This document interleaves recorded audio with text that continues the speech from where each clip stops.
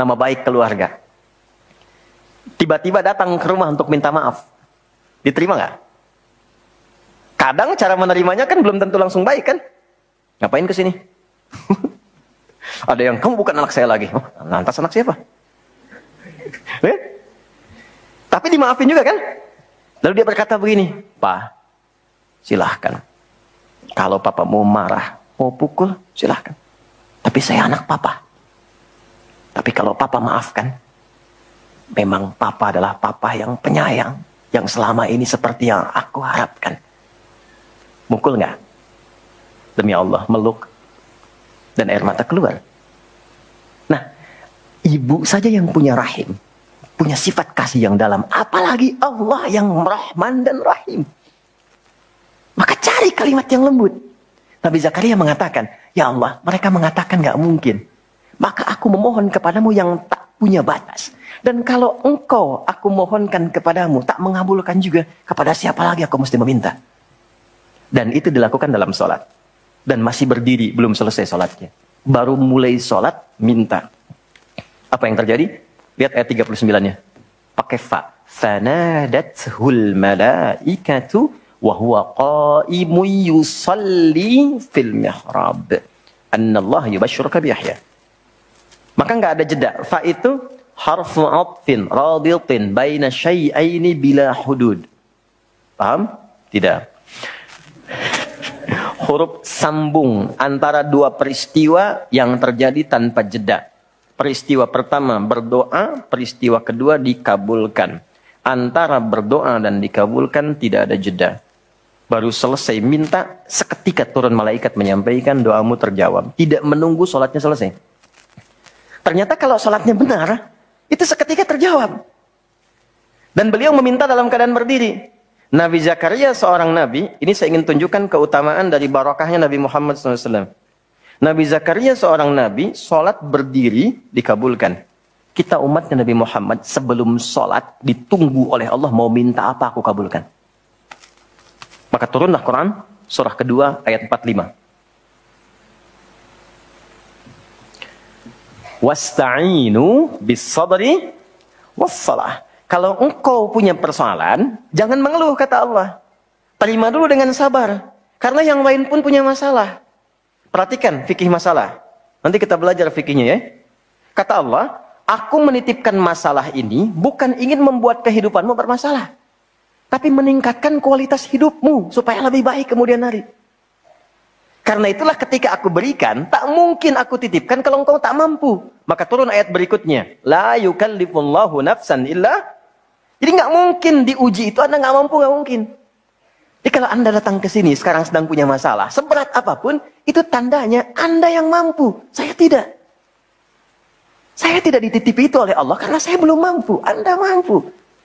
Kalau Allah percaya kepada Anda, kenapa Anda pesimis? Lalu katakan, inna ma'al usri yusra. Bahasa kitanya begini, pasti berakhir, pasti selesai. Nggak ada yang nggak ada solusinya. Kalau sedang punya persoalan, tanamkan itu dalam jiwa. Makanya disebut al-insyirah, sesuatu yang lapang. Kalau kita menerima dan mengatakan seberat apapun pasti selesai, nggak mungkin Allah tinggalkan. Tanamkan pada jiwa. Itu minimal lapang hati kita.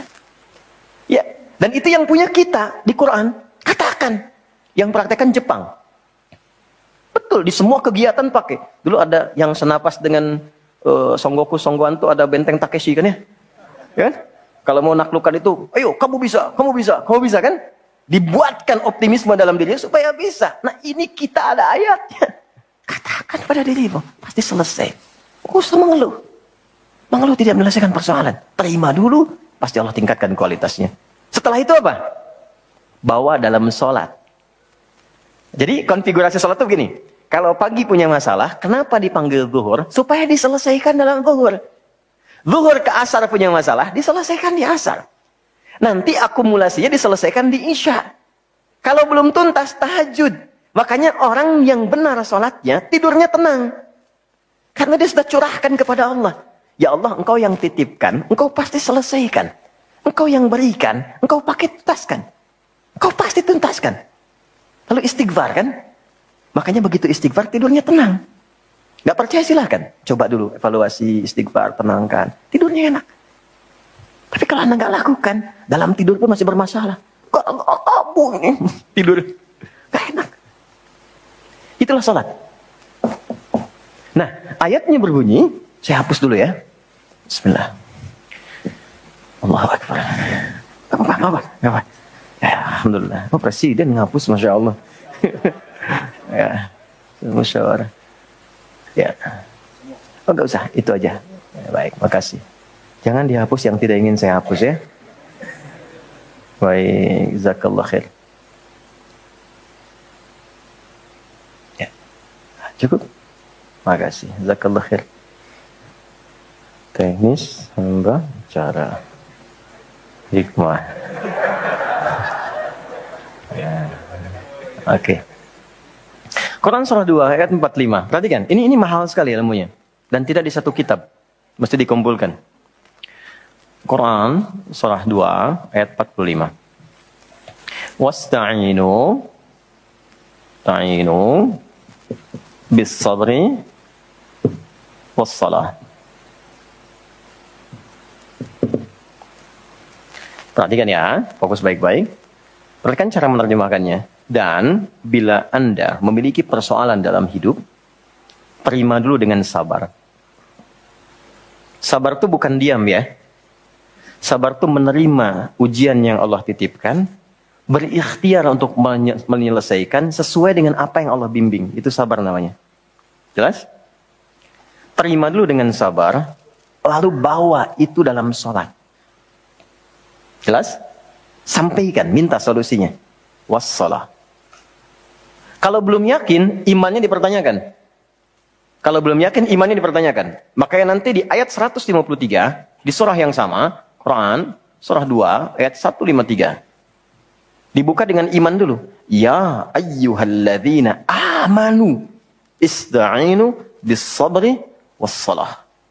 Kamu kok kayak nggak beriman, kata Allah? Bukannya kamu beriman? Pakai imanmu. Bahasa kita begitu. Pakai imanmu. Orang beriman tuh dapat satu yang tidak menyenangkan, bersabar. Dapat hal yang disukai, bersyukur. Terima dulu. Bawa dalam sholat. Teruskan. Perhatikan. Ketika dibawa dalam sholat, masih ingat kisah Nabi Zakaria? Dikabulkan oleh Allah dalam keadaan ruku atau sujud tadi? Berdiri. Belum ruku, belum sujud. Masih berdiri kan? Dan dikabulkan. Kita belum berdiri, sudah dipanggil oleh Allah. Punya masalah apa? Datang. Dan saat mulai berdiri, bertakbir, berdiri, kita mohonlah dalam berdiri kepada Allah. Kalimat yang langsung Allah ajarkan. Perhatikan baik-baik. Allah perintahkan sholat. Fa'budni, ibadah kepadaku. Maka kita katakan, Iyyaka na'budu. Iyyaka na'budu. Perhatikan bahasa kitanya. Perhatikan cara menerjemahkannya. Ya Allah, Engkau perintahkan aku sholat untuk menghamba kepadamu. Sekarang aku hanya menghamba kepadamu saja. Iyyaka na'budu. Wa iyyaka nasta'in. Wasta'inu, bentuk perintah. Kalau kita ingin rubah bentuk perintah ke dalam bentuk permintaan. Kata Allah, minta solusi. Kita ingin rubah, ya Allah, kami minta solusi hanya kepadamu. Kalimatnya berubah dari ista'inu jadi nasta'in. Wa iyyaka nasta'in.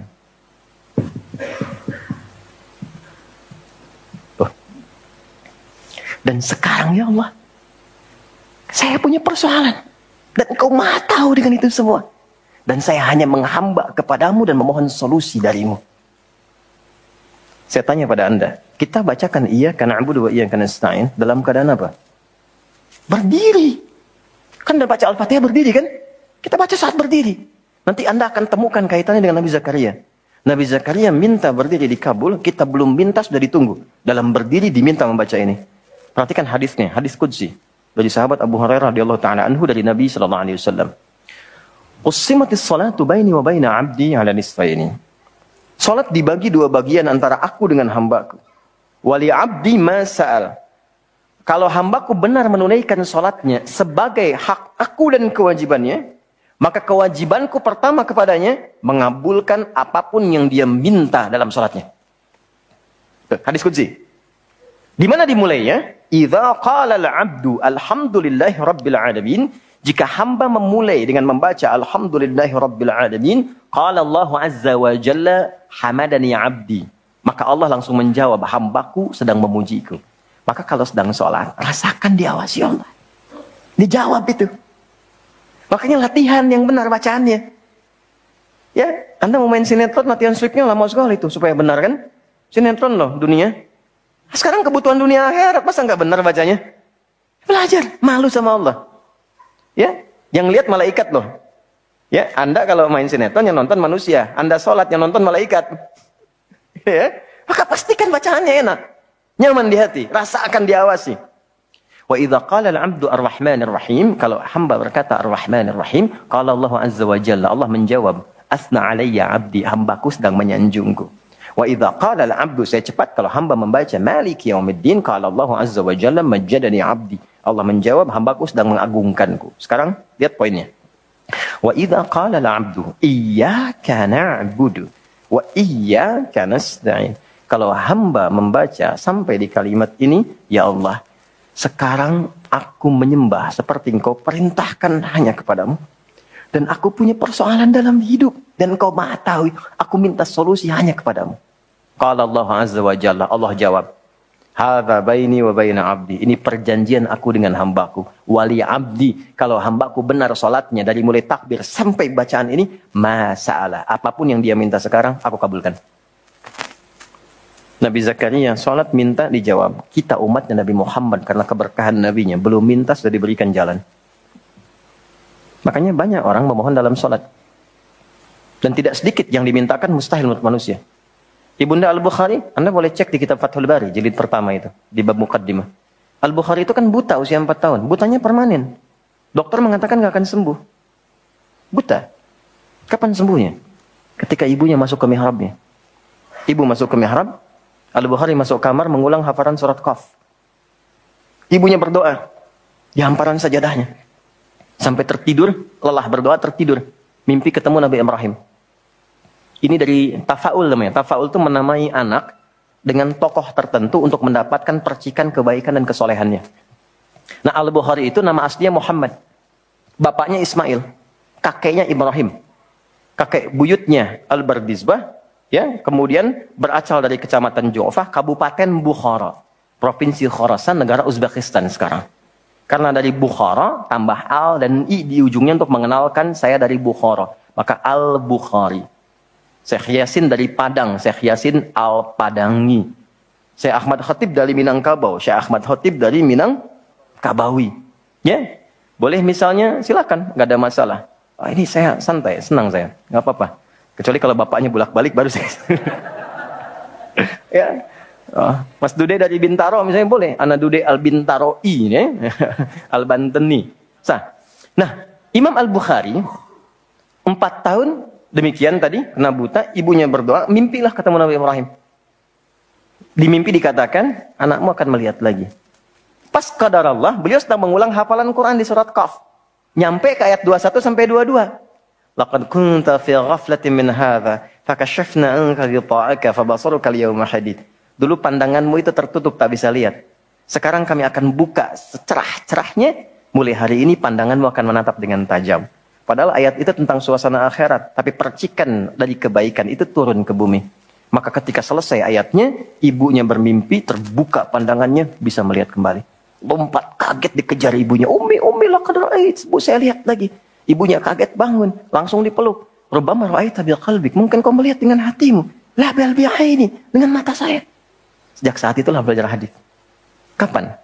Saat ibunya memohon. Dalam sholat di mihrab.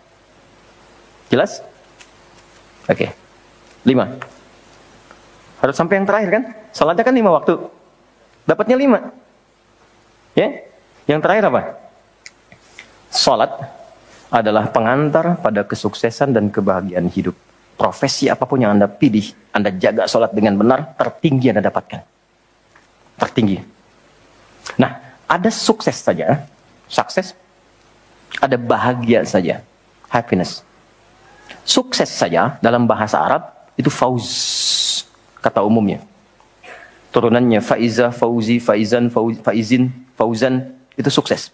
Derivasinya 29 kali disebutkan di Quran. Jadi kalau ada yang namanya faiz, faizah, fauzan, faizin, itu orang diharapkan sukses dalam hidupnya. Walaupun belum tentu bahagia. Kalau bahagia saja, belum tentu sukses, itu fariha namanya. Sifatnya farah perempuan. Laki-lakinya farhan. Jadi kalau ada yang namanya farhan, diharapkan bahagia selama hidupnya. Walaupun belum tentu sukses.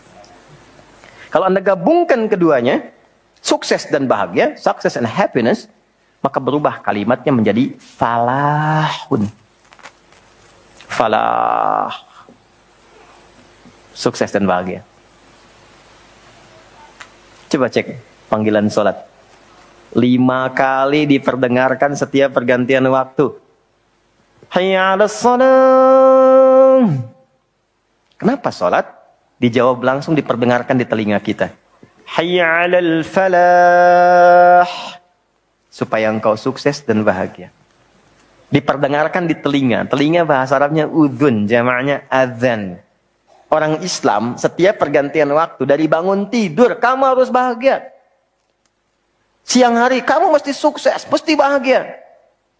Sampai mau tidur pun tidur dalam keadaan bahagia dan sukses. Diperdengarkan tiap hari itu. Sekarang yang punya kesuksesan siapa? Allah. Yang punya kebahagiaan siapa? Allah. Yang punya rezeki siapa? Allah. Anda sudah tahu Allah yang punya. Kenapa ketika dipanggil nggak datang? Allahu Akbar, Allahu Akbar. Kecilin suaranya tuh. Tapi Anda pengen sukses. Dan ingat loh, pemberian Allah itu sifatnya itu nggak pernah menetap di satu waktu.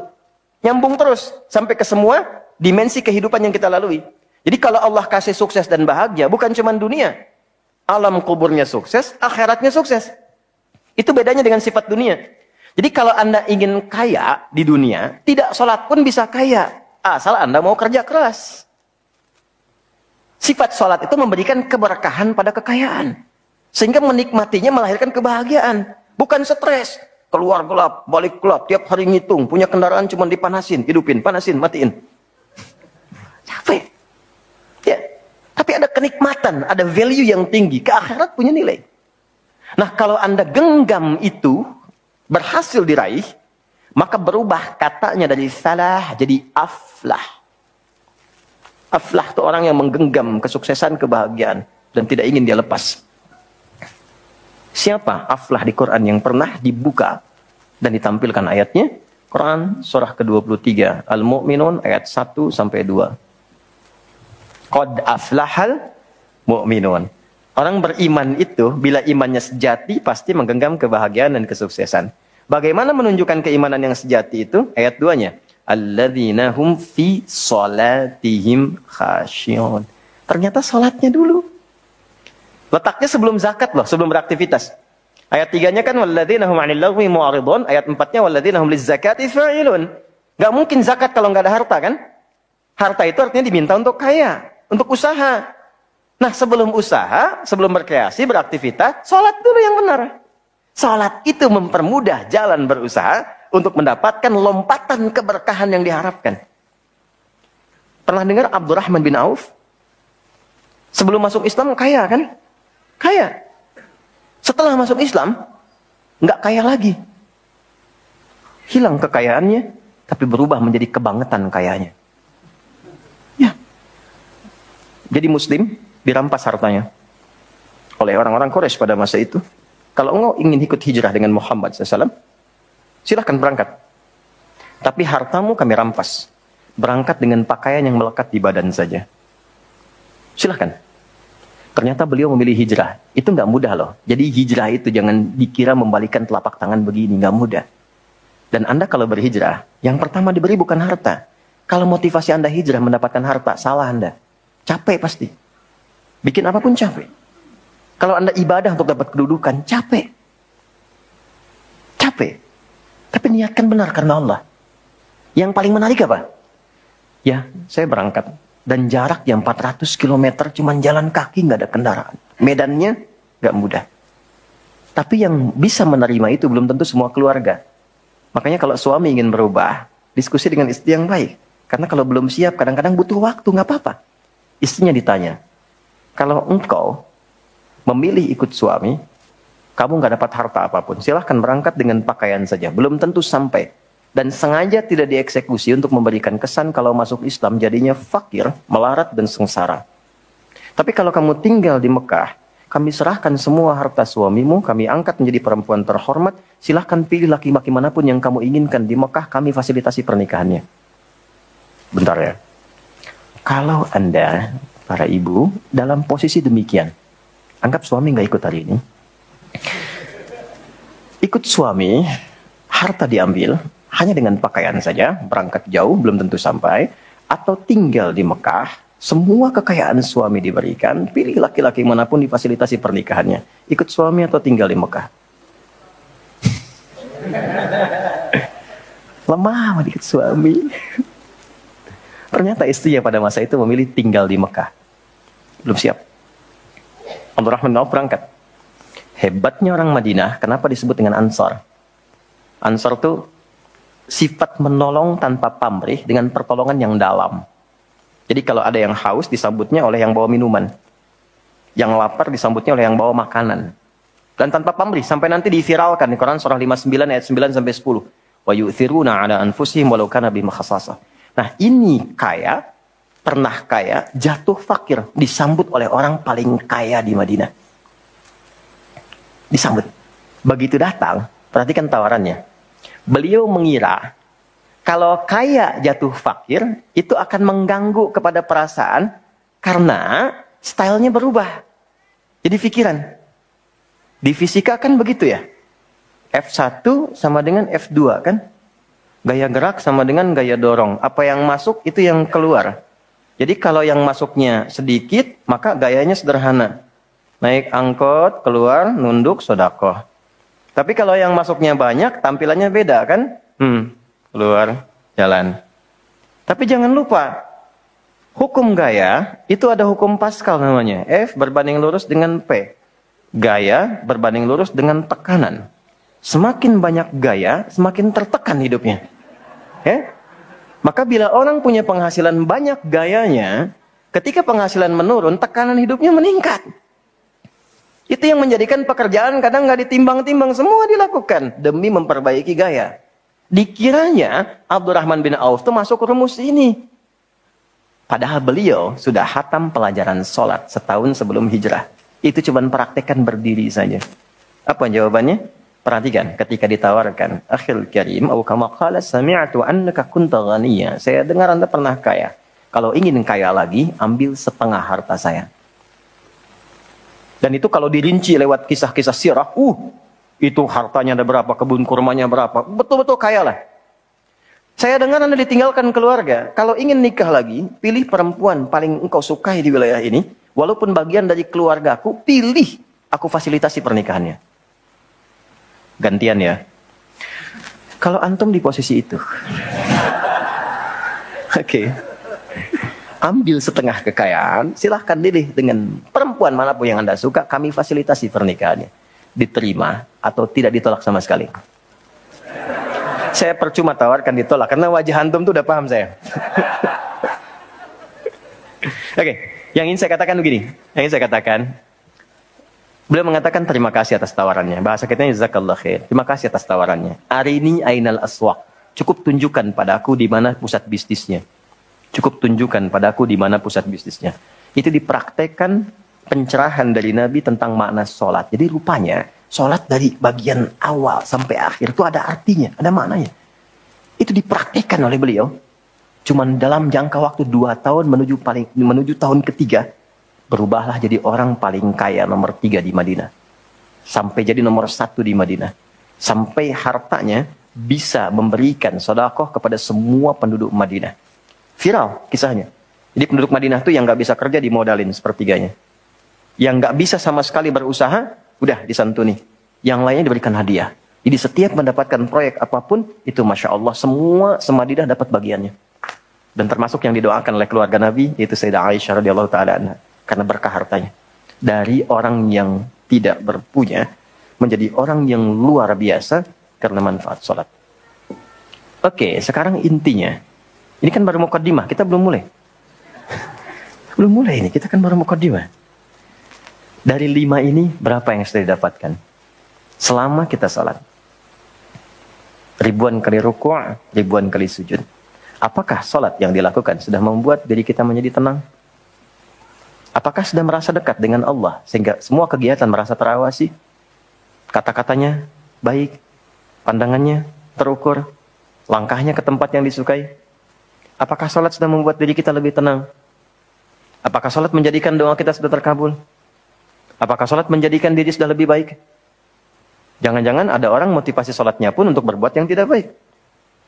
Ada masuk ke masjid bukan untuk salat, begitu takbir mundur ke belakang, kotak infak hilang. Apa yang salah? Rakaatnya sama dari dulu sampai sekarang, subuh 2 rakaat. Duhur 4, asar 4, maghrib 3, isya 4. Dari awal bacaan pokoknya sama semua. Kenapa hasilnya bisa beda? Sumbernya hanya 2 masalahnya. Masalahnya 2. 1, boleh jadi orang sholat itu, kata Allah, tidak mendapatkan 1 dari 5 ini karena kurang khusyuk dalam sholatnya. Problem yang pertama.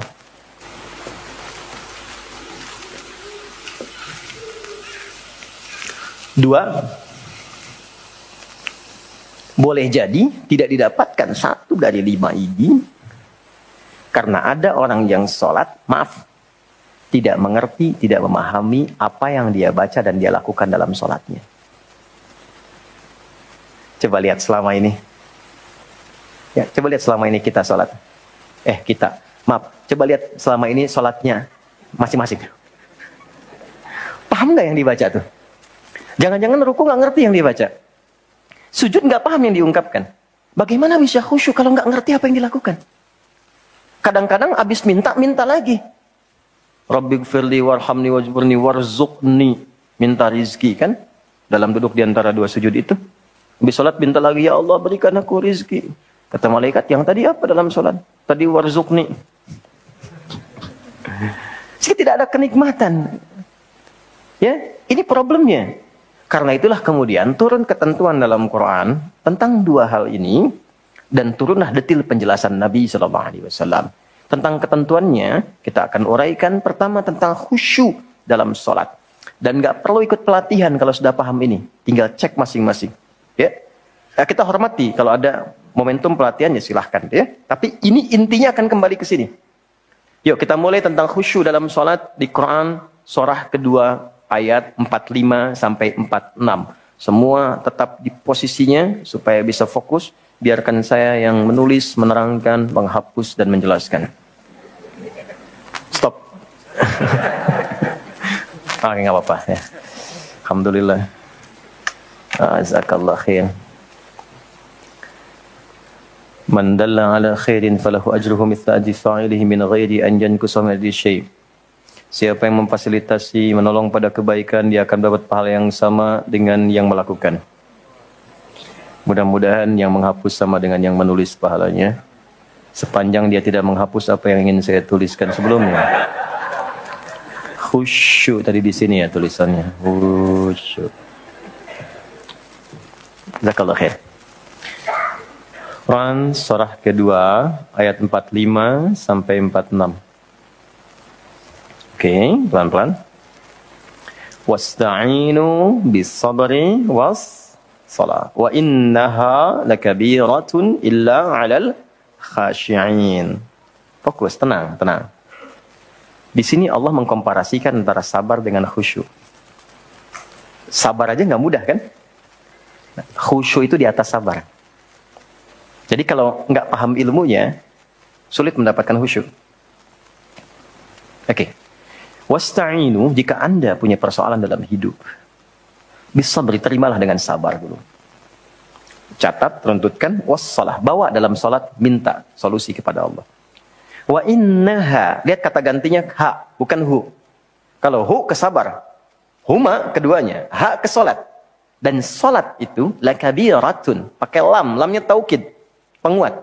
Sungguh, kalau tidak serius, tidak benar, akan dirasakan berat. Jangankan saat memulai, ya dapat panggilan aja, kalau memang sifat khusyuk belum ada, itu berat. Berat. Kalau khusyuk itu belum ada, berat. Allahu Akbar, mau bangun berat. Tapi kalau khusyuk sudah ada, belum dipanggil udah siap-siap. Subuh jam 4.35, jam 4 udah bangun. Untuk persiapan. Supaya begitu menunaikan yang pokok sudah khusyuk. Ya? Tapi kalau itu belum ada, panggilan 4.35, bangun 5.34 pun belum sadar. Biasa aja. Illa 'alal khashi'in. Kecuali bagi orang khusyuk. Nah, siapa orang khusyuk itu? Ini penjelasan dari Al-Qur'annya. Ayat 46 ya. 1. Alladzina yadhunnuna annahum mulaqu, saya satukan, saya pisahkan dulu, rabbihim. Kemudian saya turunkan wa annahum ilaihi raji'un. Ini cuma 2 saja langkah untuk khusyuk. Oke, 1, alladzina. Alladzina disebutkan 1080 kali dalam Al-Quran. Menunjuk pada semua sifat tanpa kecuali. Jadi khusyuk itu berlaku untuk laki-laki, perempuan, tua, muda, besar, kecil. Ustadz bukan ustadz, kiai bukan kiai, habib bukan habib. Mau pengusaha, teknokrat, birokrat, semua bisa. Jadi khusyuk tidak milik satu personal tertentu. Bukan milik golongan tertentu. Tapi khusyuk terbuka untuk siapapun. Bagaimana mendapatkan kekhusyuan? Alladzina yadhunnuna. Yadhunnun ada ya. Sesuatu dalam bahasa Arab berbentuk kata kerja dibuka dengan satu di antara 4 huruf. Hamzah, nun, ya, dan ta. Disingkat jadi anita. Kata kerja yang kemasukan anita, maka dia punya makna akan dimulai, sedang dimulai, terus berlangsung sampai ke depan. Present, continuous, and future. Akan dimulai, kan? Sedang dimulai, dan terus sampai ke depan. Jadi, ketika Allah menyampaikan kata khusyuk, ternyata persiapannya dimulai sebelum sholat. Pra-sholat. Sedang sholat, pasca sholat. Jadi jangan dibatasi di tengah sini. Kalau ingin khusyuk, kata Allah, siapkan sebelum sholat. Ya. Dan ini akan berdampak kepada sholat. Apa persiapannya? Teruskan ayatnya. Alladzina yadhunnuna annahum mulaqu rabbihim. Bahwa ia menguatkan kepada dirinya akan menghadap kepada Rabbnya. Menghadap nih kepada Allah. Dan ingat, lihat kalimatnya. Allah tidak mengatakan annahum mulaqullah. Tapi mulaqu rabbihim. Yang disebutkan sifat rububiyah. Saya berikan rahasia kedua. Hanya hari ini saja. Quran surah kedua. Ayat 172. Quran surah 7, maaf. Quran surah 7 Al-A'raf ayat 172. Wa idh akhadha rabbuka min bani adama min zuhurihim dhurriyyatahum wa ashhadahum ala anfusihim alastu bi rabbikum. Qalu bala syahidna. Saat masih dalam kandungan usia 4 bulan, roh ditiupkan, terjadi dialog. Allah mengambil komitmen dari setiap anak cucu Adam dengan mengatakan begini. Perhatikan kalimatnya. Alastu bi rabbikum. Siapkah engkau, bahasa kitanya, untuk berkomitmen menjadikan aku sebagai Rabbmu? Rabb itu apa?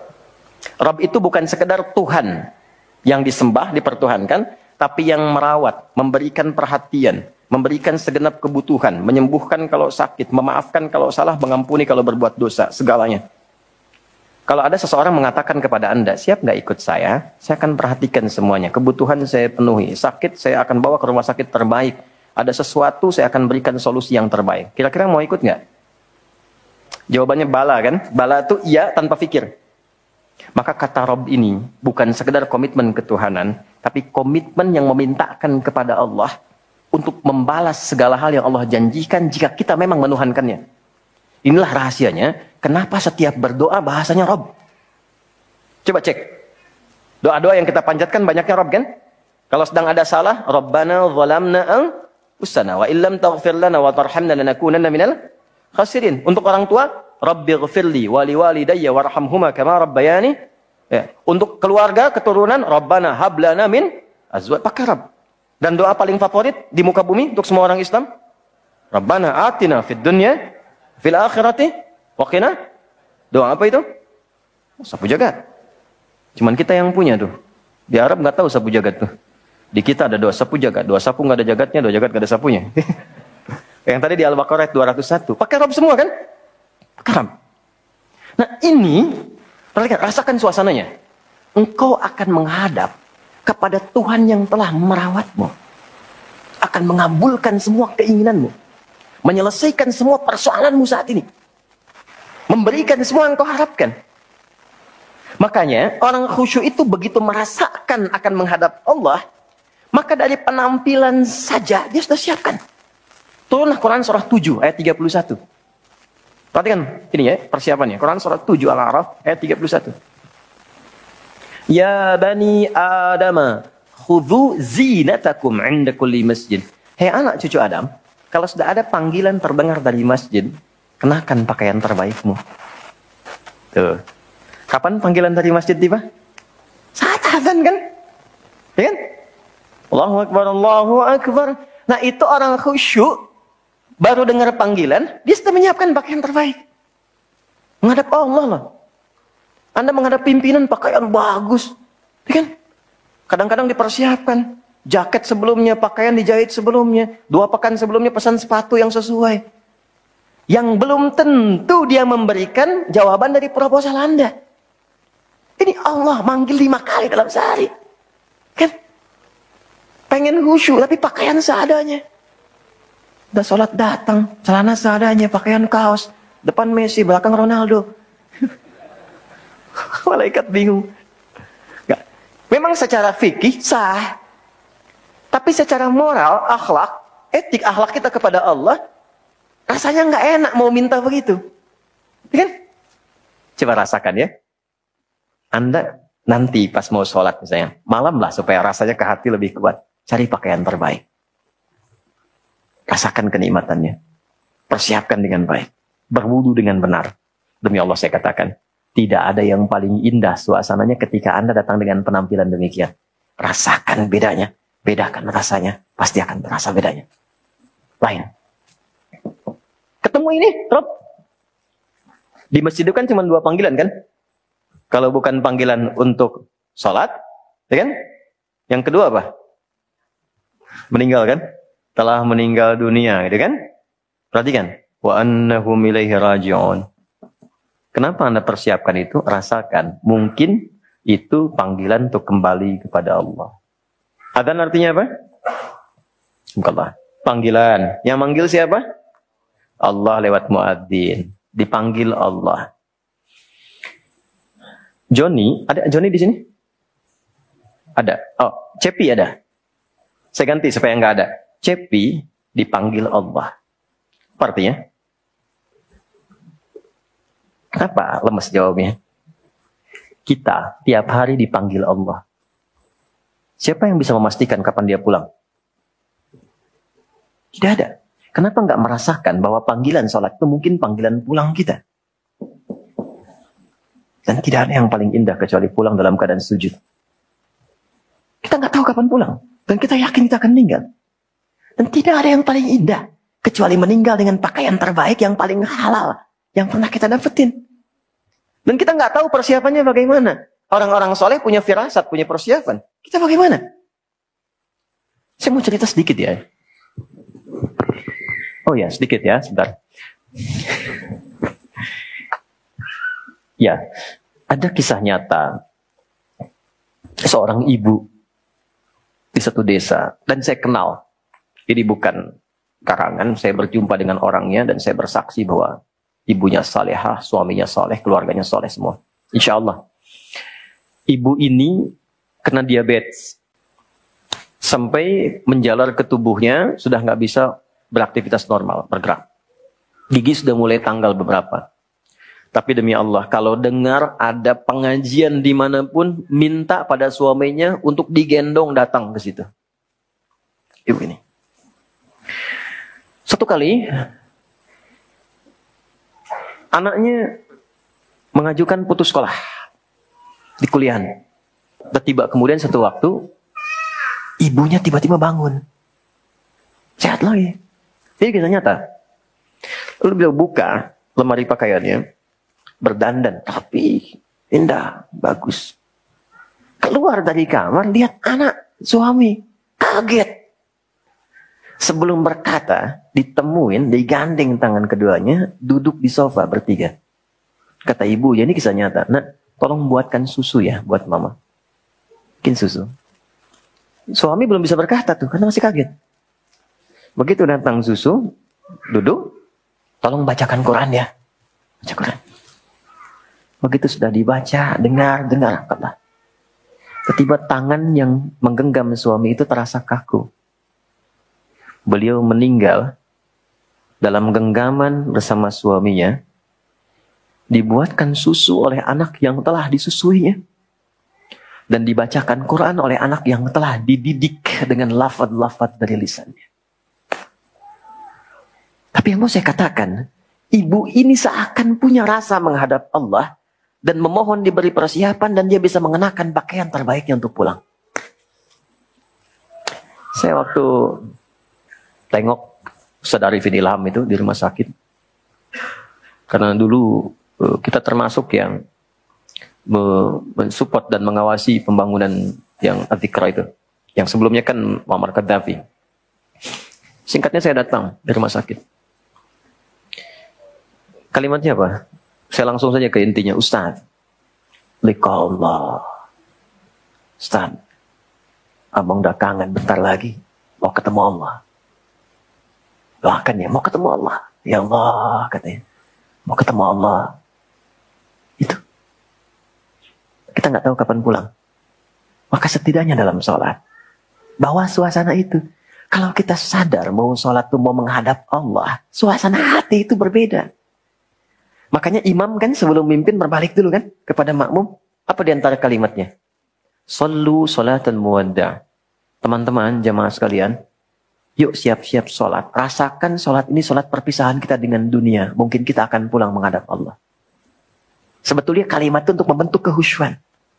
Kehusyuan. Karena itu pastikan kalau mau sholat pakaiannya halal. Yang baik. Rasakan kita dipanggil. Itu membawa kehusyuan pertama. Dan ke hati akan beda.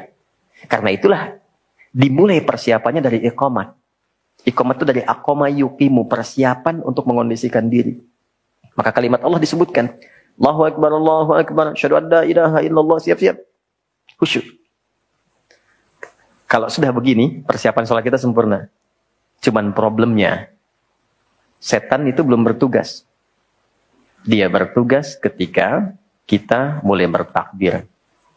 Jadi begitu bertakbir, Allahu Akbar, suasana tadi yang terasa khusyuk itu bisa dibuat kabur oleh setan.